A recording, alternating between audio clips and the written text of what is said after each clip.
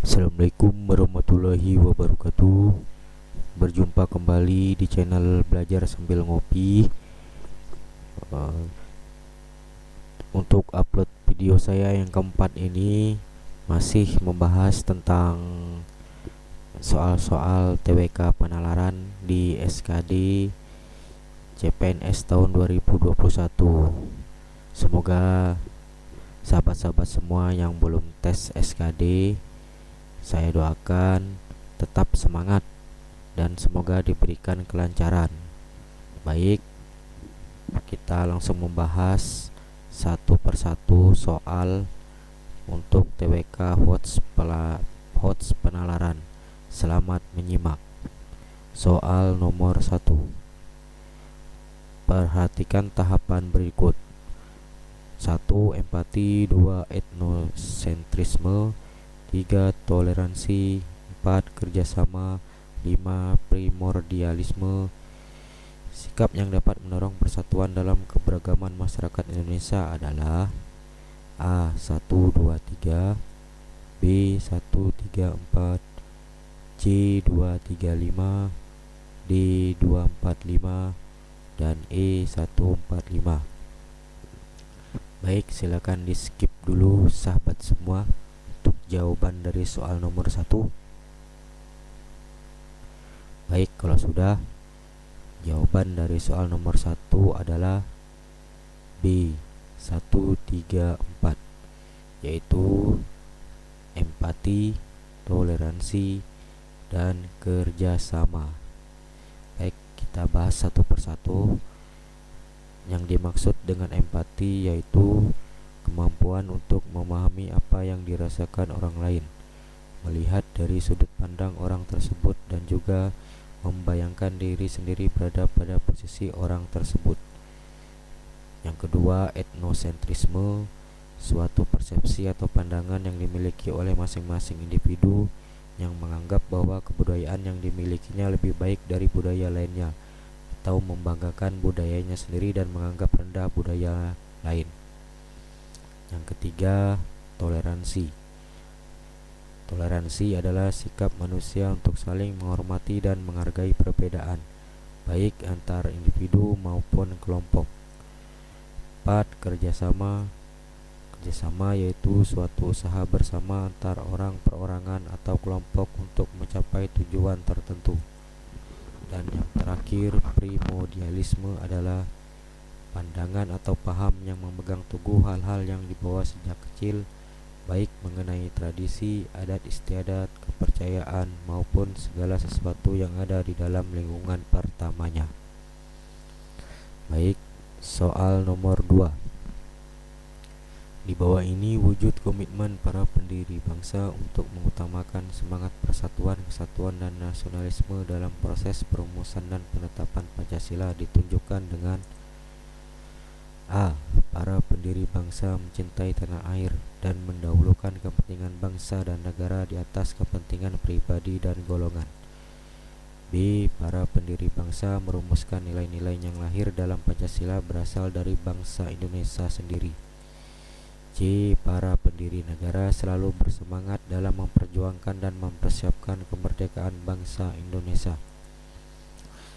D. Para pendiri negara mendukung dan berupaya secara aktif dalam mencapai cita-cita bangsa, yaitu merdeka, berdaulat, adil, dan makmur. E. Para pendiri negara mendapatkan kepentingan negara di atas kepentingan pribadi serta mendukung keputusan yang menguntungkan bangsa dan negara. Silakan di skip dulu sahabat semua untuk soal nomor 2. Kalau sudah, jawaban yang tepat dari soal nomor 2 ini yaitu A. Para pendiri bangsa mencintai tanah air dan mendahulukan kepentingan bangsa dan negara di atas kepentingan pribadi dan golongan. Baik, kita bahas soal dari nomor 2 ini. Komitmen para pendiri bangsa dalam merumuskan dan menetapkan dasar negara Pancasila. Ada 4 poin sahabat semua. Yang pertama, mengutamakan kepentingan bangsa dan negara, persatuan dan kesatuan. Yang ketiga, rela berkorban, cinta tanah air, musyawarah, Dan yang keempat, mengutamakan semangat persatuan, kesatuan, dan nasionalisme. Baik, soal nomor 3. Pancasila hadir bersamaan dengan adanya bangsa Indonesia pada abad 14 atau Kerajaan Nusantara. Maka Pancasila merupakan A. Ciri kepribadian bangsa Indonesia, B. Jiwa bangsa, C. Ideologi bangsa, D. Dasar negara, dan E. Dasar Pancasila. Baik, silakan di skip dulu sahabat dari soal nomor 3. Kalau sudah, jawaban dari soal nomor 3 adalah yang B, jiwa bangsa. Baik, kita ke pembahasan. Istilah Pancasila sesungguhnya telah dikenal sejak zaman Majapahit pada abad ke-14, yaitu terdapat dalam buku Negara Kartagama karangan Empu Prapanca dan dalam buku Sutasoma karangan Empu Tantular. Pancasila sebagai jiwa bangsa Indonesia artinya Pancasila sebagai roh atau jiwa bangsa yang lahir bersamaan dengan bangsa Indonesia, yaitu zaman Sriwijaya Majapahit. Baik, kita ke soal berikutnya yang nomor 4. Kebijakan otonomi daerah menjadikan daerah mempunyai kesempatan untuk menentukan kepala daerah sesuai dengan karakteristik daerah masing-masing. Fenomena tersebut didasari tujuan A. Peningkatan kesejahteraan masyarakat di masing-masing daerah, B. Menjadikan terjadinya peningkatan partisipasi masyarakat dalam pembangunan, C. Peningkatan eksploitasi sumber daya alam di daerah, D. Mengurangi beban pemerintah pusat dalam pelaksanaan pembangunan, dan E. Mengurangi dominasi keterlibatan SDM dari daerah lain. Nomor 4 ini berkaitan dengan otonomi daerah, sahabat semua. Kira-kira untuk soal nomor 4 silakan di skip dulu untuk jawabannya. Baik, kalau sudah, jawaban dari soal nomor 4 ini yaitu yang A. Peningkatan kesejahteraan masyarakat di masing-masing daerah. Baik, dasar pemikiran otonomi daerah yaitu amanat Undang-Undang Dasar 1945. Pemerintah daerah berwenang mengatur dan mengurus sendiri urusan pemerintahan menurut azas otonomi dan tugas perbantuan. Pemberian otonomi luas kepada daerah diarahkan untuk mempercepat terwujudnya kesejahteraan masyarakat melalui peningkatan pelayanan, pemberdayaan, dan peran serta masyarakat. Nah, sahabat semua, di sini terdapat beberapa tujuan pemberian otonomi daerah, diantaranya distribusi regional yang merata dan adil. Yang kedua, peningkatan terhadap pelayanan masyarakat yang semakin baik. Yang ketiga, adanya sebuah keadilan secara nasional. Yang keempat, adanya pengembangan dalam kehidupan demokratis. Yang kelima, menjaga hubungan yang harmonis antara pusat daerah dan antar daerah terhadap integritas Republik Indonesia. Demikian dari pembahasan soal mengenai otonomi daerah, sahabat semua. Kita ke soal nomor 5. Demi kelangsungan hidup negara Republik Indonesia yang majemuk baik suku, agama maupun budayanya, Pancasila harus dipertahankan sebagai dasar negara karena A. Nilai-nilai dasar Pancasila dapat diubah sesuai kemajemukan bangsa Indonesia. B. Pancasila dapat menghilangkan perbedaan antar suku, agama, dan budaya.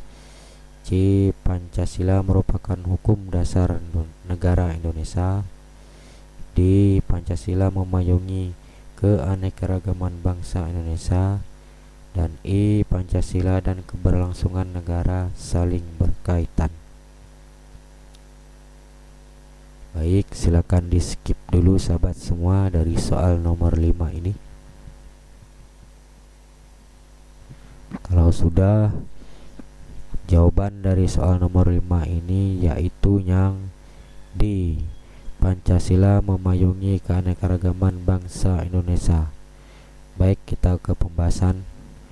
Pancasila sebagai dasar negara memberikan pedoman bagi masyarakat yang beragam untuk berperilaku dalam kehidupan bermasyarakat, berbangsa dan bernegara. Pancasila merupakan pandangan hidup yang jelas bagi masyarakat tidak peduli apapun agama, ras, budaya maupun status sosial. Pancasila juga mempersatukan perbedaan suku, ras, etnis, agama, budaya, dan geografis dalam satu titik dan membangun kebinekaan pada setiap silanya, sehingga seluruh keberagaman dan perbedaan dipersatukan oleh Pancasila sebagai dasar negara. Demikian dari pembahasan soal nomor 5. Kita lanjut ke soal nomor 6. Beberapa kali pernah terjadi kejadian di mana kebudayaan Indonesia diklaim oleh negara lain. Kesenian yang merupakan khas budaya bangsa Indonesia dipertontonkan dan diangkat sebagai budaya dari negara lain. Sebagai warga negara, hal yang seharusnya selalu kita lakukan adalah dengan A. Melestarikan kekayaan budaya terutama kebudayaan daerah yang beraneka ragam. B. Berperan serta untuk menyebarkan di sosial media bahwa itu adalah kebudayaan milik Indonesia. C. Meredam perselisihan agar tercipta perdamaian dunia dan mencegah konflik antar negara. D. Memberikan masukan untuk segera mendaftarkan kebudayaan bangsa Indonesia ke UNESCO sehingga klaim kebudayaan oleh negara lain tidak tercipta.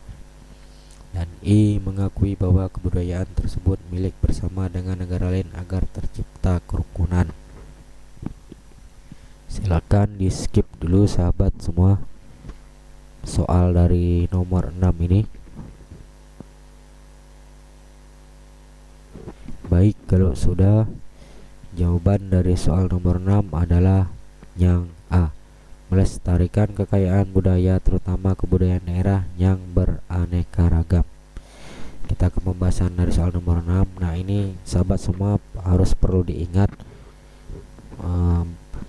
ada 8 kesenian yang pernah diklaim oleh negara lain. Yang pertama yaitu wayang kulit, yang kedua lagu rasa sayangi, yang ketiga batik, 4 reog ponorogo, 5 rendang, 6 angklung, 7 tari pendek dan tari piring, yang terakhir nomor 8 kuda lumping. Nah, ini salah satu alasan diklaim budaya-budayanya tersebut ialah perkembangan teknologi yang pesat yang menyebabkan menurunnya kesadaran masyarakat termasuk generasi muda akan budaya-budaya tersebut. Generasi muda Indonesia menganggap budaya asing yang masuk ke Indonesia melalui perkembangan teknologi yang pesat dianggap menarik dan lebih menyenangkan dibandingkan budaya Indonesia yang tidak praktis dan membosankan. Sebagai warga negara, agar kebudayaan kita tidak diklaim, ini salah satu tugas kita sebagai warga negara Indonesia. Yang pertama, kita harus mencintai, mengapresiasi dan melestarikan kebudayaan Indonesia, membagikan dan menginformasikan kebudayaan Indonesia kepada orang lain. Seperti itu sahabat semua, kita harus melestarikan kebudayaan Indonesia agar selalu tetap eksis dan tetap menjadi milik kita, milik bangsa Indonesia. Nomor 7.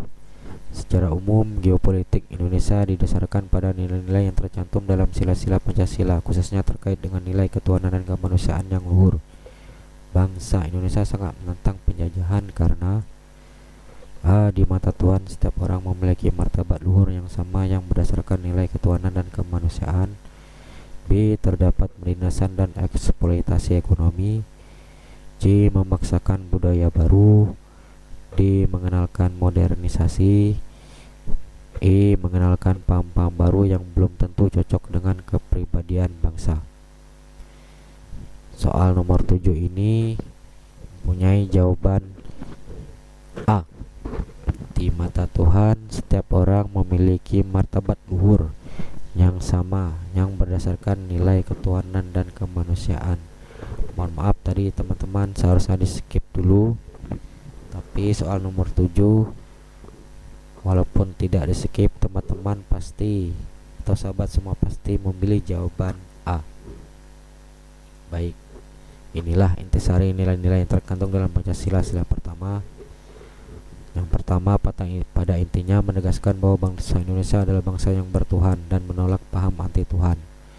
2. Pada prinsipnya bangsa Indonesia wajib untuk menyembah Tuhannya dan beribadah menurut agama dan kepercayaannya masing-masing secara leluasa, berkeadaban dan berkeadilan. 3. Bangsa Indonesia melaksanakan perintah agama dan kepercayaannya masing-masing dengan tetap mengedepankan harmoni dalam kehidupan bermasyarakat, berbangsa dan bernegara. Yang keempat, bangsa Indonesia menjalankan perintah agama dan kepercayaannya masing-masing dengan cara berbudi pekerti yang luhur dan sikap saling menghormati. Jadi kata kunci di sini adalah nilai ketuhanan dan kemanusiaan. Maka opsi A adalah jawaban yang paling sesuai. Dan soal yang terakhir, pemimpin bangsa Indonesia selalu memberi informasi kepada rakyat agar ikut serta dalam pemilu tahun 1955. Soekarno dan Muhammad Hatta sering mengadakan rapat raksasa untuk mematangkan sikap rakyat tentang kehidupan berpolitik. Nilai positif yang dapat disimpulkan dari kutipan di atas adalah: A. Diperlukan campur tangan pemerintah agar rakyat bersedia mengikuti pemilu tahun 1955. B. Pemimpin dan rakyat memiliki kedudukan yang sama dalam berdemokrasi di Indonesia RI. C. Mengatakan rakyat dalam berpolitik menentukan keberhasilan demokrasi sebuah bangsa. D. Soekarno dan Muhammad Hatta menganggap antusiasme rakyat dalam pemilu 1955 masih rendah. Dan terakhir, Soekarno dan Muhammad Hatta telah menunjukkan sikap peduli, tanggung jawab, dan proaktif terhadap rakyat Indonesia. Silahkan di skip dulu teman-teman atau sahabat semua untuk soal yang terakhir ini, soal nomor 8. Baik, untuk jawaban dari soal nomor 8 ini adalah yang E. Soekarno dan Muhammad Hatta telah menunjukkan sikap peduli, tanggung jawab, dan proaktif terhadap rakyat Indonesia. Jadi kita ke pembahasan.